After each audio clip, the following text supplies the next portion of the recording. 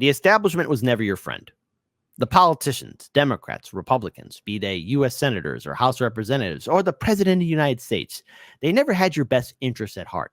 They might call you a friend and say, hey, can you donate money to my campaign? Or I could really use your help. Can you canvass for my campaign? But remember, the establishment has its own priorities, and that is to work for their corporate donors. Their corporate donors who always have the final say, who have the seat at the table, not you, the voter. Now, if you're a diehard Democratic voter or a diehard Republican voter and you think that your voice is important to the two-party system, well, bless your heart. You're a good person. Probably you still hold on to the audacity of hope, which I just can't do it anymore. But I want to pull up this video here of Jimmy Dore, not only when he was on Tucker Carlson's show, but of an interview also where Professor Jeffrey Sachs was speaking to Piers Morgan about the truth about China and the whole entire crisis that we're dealing with. Because, of course, when Jimmy Dore was on Tucker Carlson's show, he made it very clear that the war machine is trying to convince the American people that the whole world is against us. And once again, click copy paste.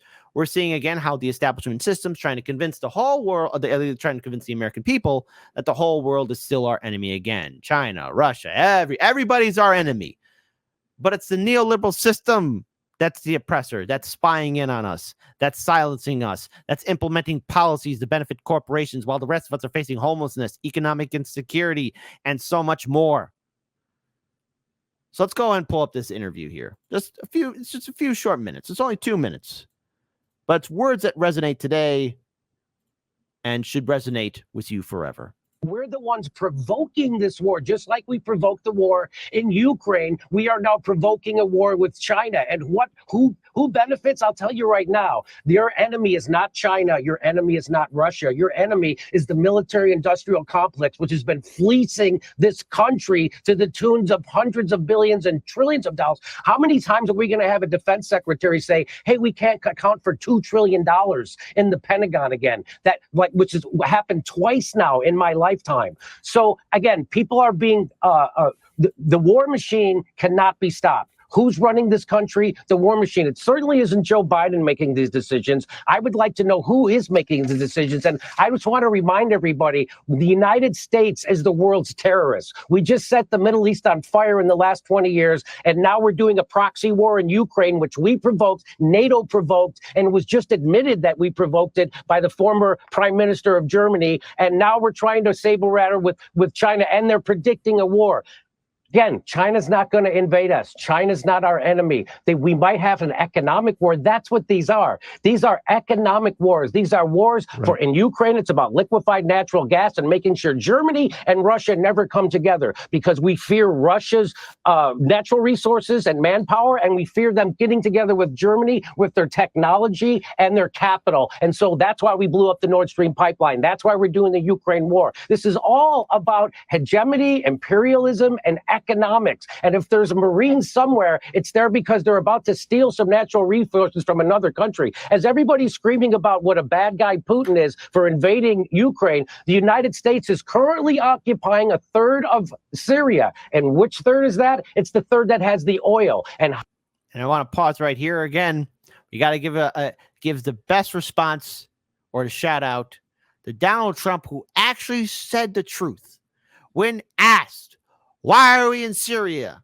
Any other president, Reagan, Bush Sr., Bill Clinton, Bush Jr., Barack Obama, and yes, even Joe Biden, they would have said, we're there for freedom. We're there to help the people, humanitarian aid, restore democracy, freedom, all those things. Trump, he didn't say anything like that. Didn't say anything remotely close to it. We're there for the oil. We're there for the resources. There. All these wars. First transparent president, U.S. history. Why are we here? We're here for the oil. Here for the oil. So anybody who ever believes that our foreign interventions, it's there for justice and democracy. No. We're there for the oil, baby. We're there for the resources. It's all about the dollars. How do I know we're there to steal their oil? Because the president of the United States said so. And we're not even benefiting economically. Of course, that's the rub. Jimmy Dore, appreciate it. Thank you. So let's pull up this interview of Professor Jeffrey Sachs in regards to the TikTok ban bill. Now, why is this important? Because, again, the United States, not only does it have a conflict of interest, both militarily and economically with Russia, but now there's this saber rattling with China, too, trying to instigate something with Taiwan. And, of course, you got Silicon Valley and the government that are so triggered by TikTok. But remember, the reason why they're kind of going after TikTok is because people have been talking about the genocide that's taking place in Gaza. Because you can't have people talking about war crimes, and you can't have something that's going to challenge the monopoly that Silicon Valley has over here in the United States. So let's go ahead and pull this up here, because it still resonates today. I think it's absurd. Why? I think we're in the middle of, because I think we're in the middle of a very typical American paranoid phase. This is a country that knows very little about, where the political class, let me say, knows very little about anything. I know a lot of these congressmen, they're not very intelligent. They don't know anything about. Thank you. Thank you for saying that about our congressmen and women. Our politicians are not smart people. They might look like they're smart people, but they are not serious people. China, most of them have never been to China. And we are stirring up, again, a kind of hatred that has absolutely no basis, in my view. Who is most likely to spy on me? By the way, my own government, by far. Do you not see China as a national security threat to the... And do you not condemn Hamas? Bloody hell, do you not condemn Hamas? Okay, here's the only thing that China's going to take away from us looking in at Americans on TikTok. My God, these people are crazy. They're insane. Let's face it. You're not going to find a lot of great philosophers and people of supreme intelligence on TikTok, because you only could say something for so long, for 10 or 30 seconds, okay? And if you really sit through TikTok, you're going to lose a lot of your brain cells, because you're going to see a lot of stupid things and see a lot of stupid comments, because the best and brightest people are not on TikTok. I'm so sorry. The United States? Not at all. Really? Not at all. Not at all. Not at all. You seem very, I think that this is China's... You seem very, very unbothered by these authoritarian regimes. Yeah, because I don't think China's about to invade the United States or do damage to us.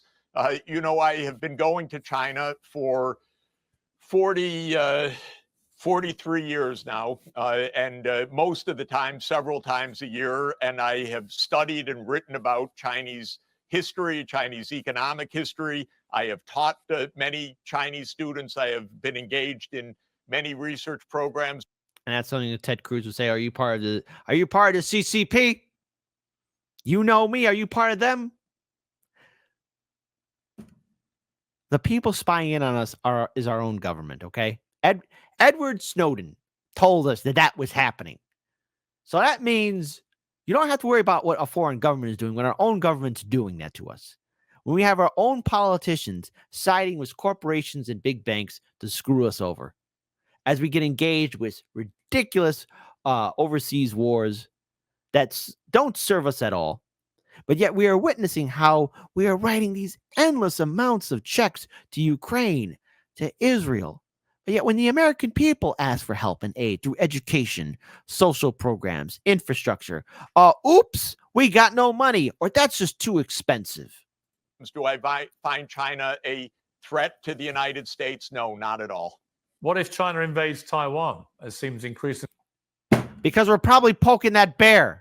Because heaven forbid, maybe we shouldn't instigate things, but old Nancy Pelosi had to do a little old lady from Pasadena trip. I'm Nancy and I'm flying to Taiwan. The Chinese military got instigated. The Navy was being mobilized.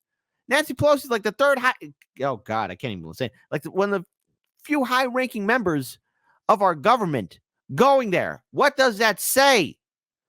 We're instigating a fight. Taiwan is a small nation. China is a really big nation, by the way. In case you look at the map, you're like, that's a really big nation right there. Why are we poking the bear? Why are we doing this? increasingly likely in the next 3 years? Well, the thing that would make it most likely, as I have said to Taiwanese friends and senior officials, is for the United States to be shipping armaments to Taiwan, because the United States is doing exactly what it said it would not do. It said 40 years ago, actually a little more than 40 years ago, in a very important and famous communique, that the United States not only observes the one China policy, but it has no intention of providing arms to Taiwan over the long term, and that it is going to taper off its arms supply to Taiwan. So in this sense, I think the United States, as usual, is stirring up things. Is it really smart, for example, for the Speaker of the House over the objection of Beijing to fly to Taiwan? I think it's absolutely reckless and stupid. Do I think it's in Taiwan's interest? Absolutely not. It's exactly what we were talking about with Ukraine. Do I think that arming Ukraine and telling Ukraine we've got your back really helps Ukraine? No, I think it puts it at the greatest risk of its survival.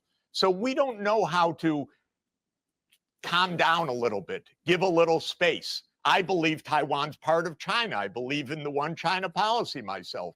I don't believe in the United States unilaterally sending armaments to China 42 years after we said firmly that we're not going to do that for the long term. So I don't believe in it, no. Oh, now hold on. I wonder if Piers Morgan's going to say, but do you condemn Hamas? Bloody hell. I mean, come on, Piers, listen, buddy. Our government, the United States, and by proxy, Great Britain, we're being involved in these ridiculous regime change wars. This is not how a democracy or democratic nations as a whole should be acting. Yet we have money for endless wars, corporate bailouts, and our own politicians are doing insider trading. And then we have our own government spying in, observing us, and also pushing its weight upon social media, dictating what can and cannot be posted on X or Instagram or Facebook or be posted on YouTube. Already, the Supreme Court is making a decision that will impact our lives for all eternity. But and look, it's not a foreign power that's doing this. It's our own Supreme Court.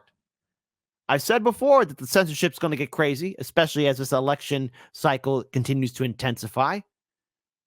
It's not China or Russia that's knocking on our door telling us what we can and cannot post. It's our own government. I want to have normal, mutually respectful relations with other countries. I actually happen to like Chinese civilization. I think that they've done a wonderful job of economic development over the last 40 years, the most successful for any large area in the whole world. I've seen a lot of it close up.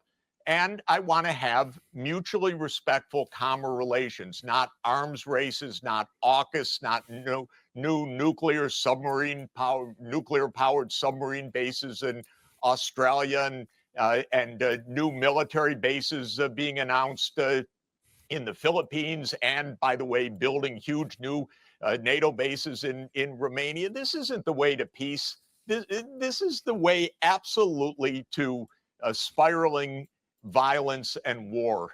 And I'm against it. I think you talk with others, you have diplomacy, you negotiate, you don't call them names, you sit down and you work out mutual security interests, which I absolutely believe in. In the late 1990s, we will take steps for building a relationship so that North Korea would not become a nuclear armed nation. And then John Bolton came in 2002, said, that's all stupid. We don't have to do anything with these people, and so on. So where are we today? Of course, we're in a vastly more dangerous situation than we were 20 years ago. No thanks to any U.S. common sense. Shame on you, Professor, for bringing in common sense. Shame on you, sir, for actually trying to bring in common sense and tell us that we need to speak to other nations and other governments, that we should have diplomacy and diplomatic talks so that there isn't any conflict. But the United States, especially after 9/11, fully invested into the military-industrial complex, fully invested into security, into making us all be afraid. Corporate media was more than happy to jump on top of that and submit itself. And to an extent, yes, even social media too. See, the biggest threat isn't a nation across the ocean. It's from within. When our own government took away our own liberties, our own freedoms, and we're witnessing it every single day. When you see articles by the Washington Post or New York Times, where they say, "Oh, maybe the deep state ain't so bad," or "Hey, it's okay for the politicians to be bought. Maybe it's okay for our government not to tell us everything." It's important not to ask questions, right? Don't ask questions. Just go along, live your day. Don't question authority, because that's where our media is going now, and social media is more than happy to jump with that too. We have a corrupt system, and it isn't a foreign power that's doing it. It's not Russia. It's not China. It's Democratic lawmakers. It's Republican lawmakers who are bought by corporations, who are bought by these institutions to make sure that none of us voice out our concerns. Because heaven forbid the American people start asking, hey, why are we instigating a fight between China and Taiwan? How come we're not calling for diplomatic peace talks between Russia and Ukraine, as we have Lindsey Graham Cracker saying, hey, Ukraine, lower the recruiting age, get more young people on that front line to die? How come our politicians aren't calling for a ceasefire when it's very clear that there's war crimes happening in Gaza? And anybody want to know why? It's because they've been paid to shut up. They've been paid not to question the military-industrial complex, the establishment, big oil, and all those that are interested in earning an extra dollar for another war. Meanwhile, we're being spied in on. Our lives are getting miserable. I mean, reports are coming out that the United States doesn't rank in the top 10 most happiest place on earth. We're like ranked number 20. We're not in the top 10. We're supposed to be this big bad nation.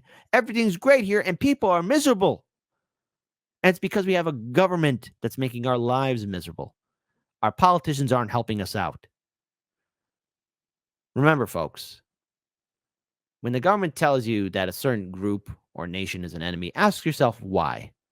Because they're going to do everything they can to make sure that you don't look into it. Freedom of speech is fundamentally important. Talking to other people, fundamentally important. And recognizing authority as sometimes being the bad guy, very important. Keep your heads on a swivel, folks. I wonder how this will all play out as we get closer and closer to November.